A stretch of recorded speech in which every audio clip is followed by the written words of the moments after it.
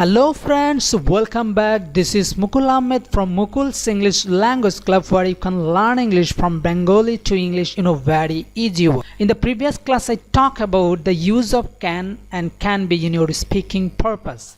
But today's lesson is all about how to use could and could be in your speaking purpose. As well as you can learn from this lesson when to use or how to use could and could be in your speaking purpose. আজকে আমরা শিখব could এবং could be দিয়ে ইংরেজিতে কিভাবে কথা বলতে হয় বা ইংরেজি শেখা যায় সেটা আমরা শিখব। অ্যাকচুয়ালি কোন বাংলাটা বোঝাতে তুমি কুড ব্যবহার করবে, কোন বাংলা অর্থটা বোঝালে তুমি কুড বি ব্যবহার করবে, সেটা তোমার অনেক জানার দরকার যদি তুমি ইংরেজি শিখতে চাও বা তুমি যদি তোমার বন্ধুবান্ধবদের সাথে ইংরেজিতে কনভারসেশন করতে চাও, তাহলে এই বিষয়টা তোমার জানা থাকতে হবে যে কখন তুমি কুড ব্যবহার করবে, কখন তুমি কুড বি ব্যবহার করবে। ওকে, চলো তাহলে শুরু করা যাক যে আসলে কখন আমরা কুড ব্যবহার করব, কখন কুড বি ব্যবহার করব। So let's get a started. Okay, তোমরা দেখতে পাচ্ছ বাম সাইডে কুড এবং ডান সাইডে দেখতে পাচ্ছ কুড বি।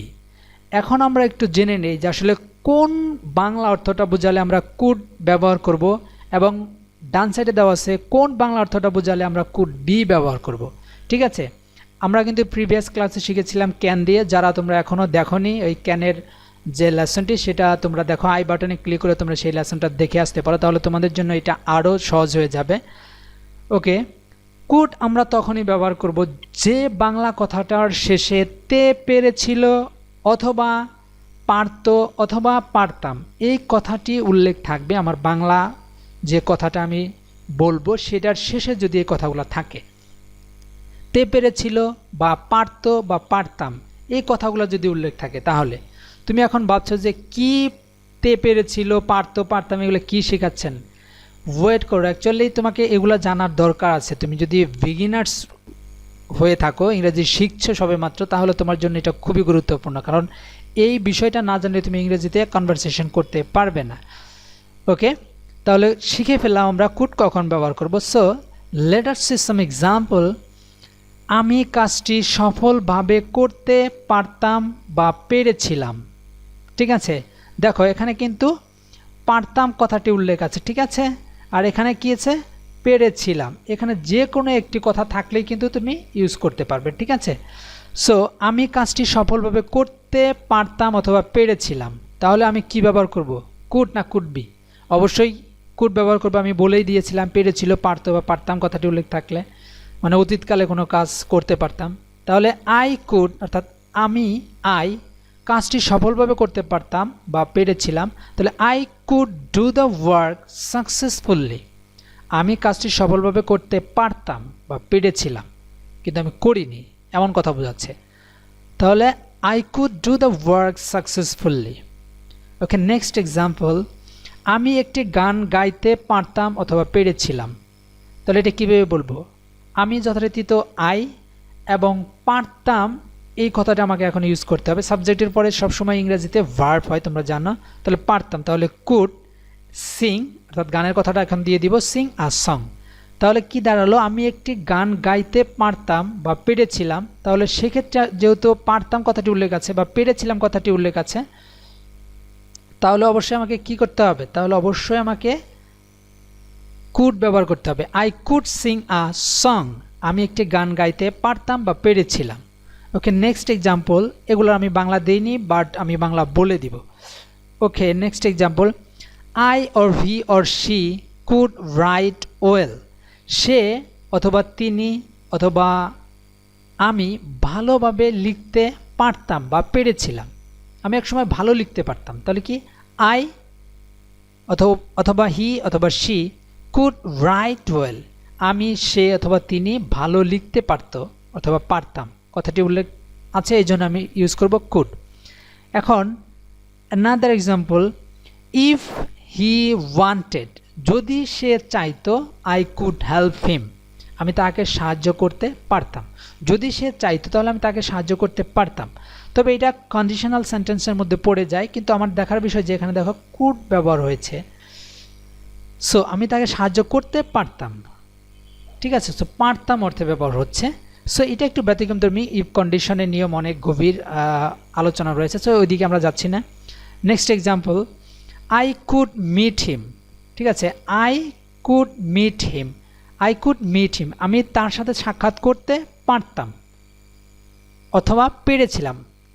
তাহলে আমরা ইংরেজি কীভাবে বলবো? আই কুড মিট হিম, আমি তার সাথে সাক্ষাৎ করতে পারতাম। সো একটা জিনিস মনে রাখবা, মিটের পরে কখনো উইথ হয় না, যে মিট উইথ হিম এটা বলা যাবে না, মিট হিম, আমি তার সাথে সাক্ষাৎ করতে পারতাম। Okay, next example, I could play all types of game, আমি সকল ধরনের খেলাই খেলতে পারতাম বা পেরেছিলাম।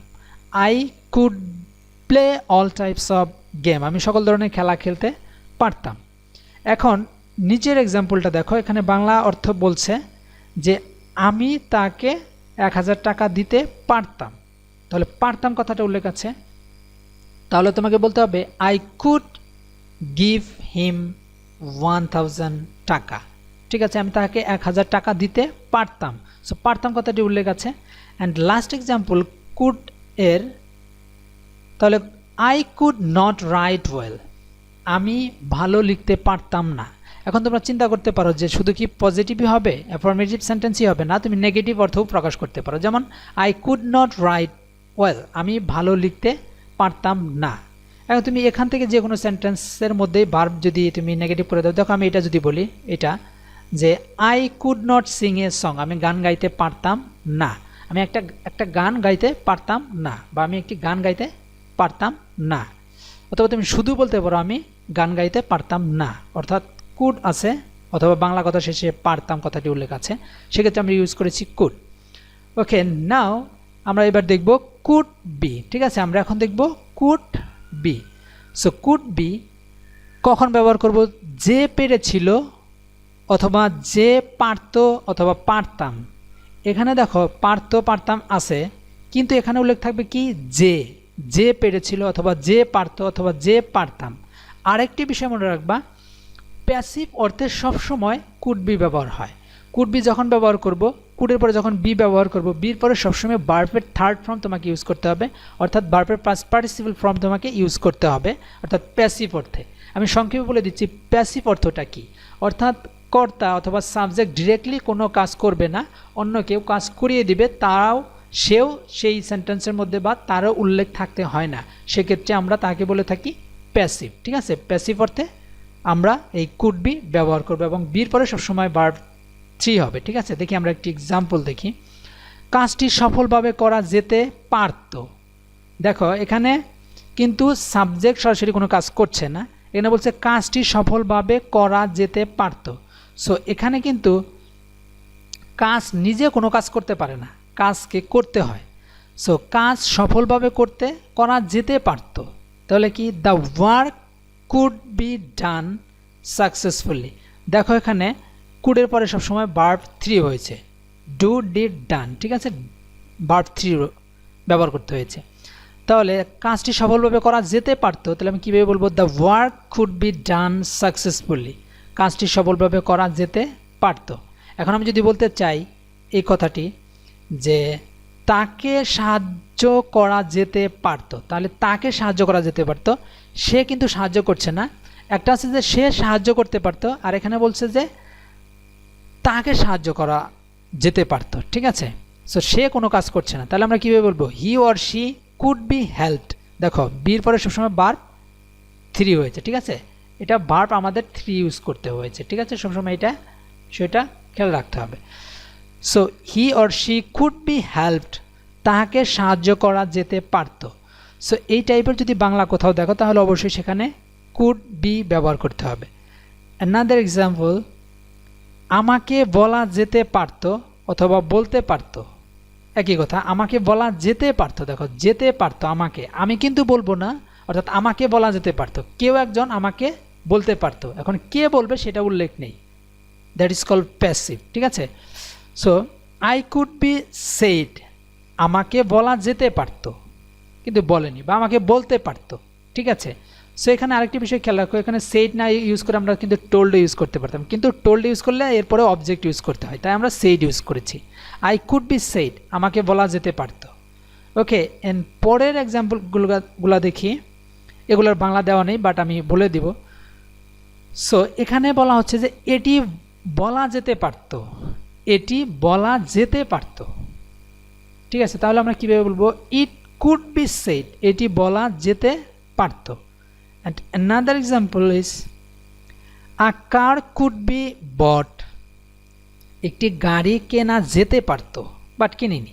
দেখো এখানে কিন্তু সাবজেক্ট নেই, বা এ কার এটি যদি সাবজেক্ট ধরো, কিন্তু এ কোনো কাজ করছে না, অর্থাৎ গাড়িকে কিনতে পারে না, কেউ একজন কেনে, সেই কথা বলছে যে একটি গাড়ি কেনা যেতে পারে।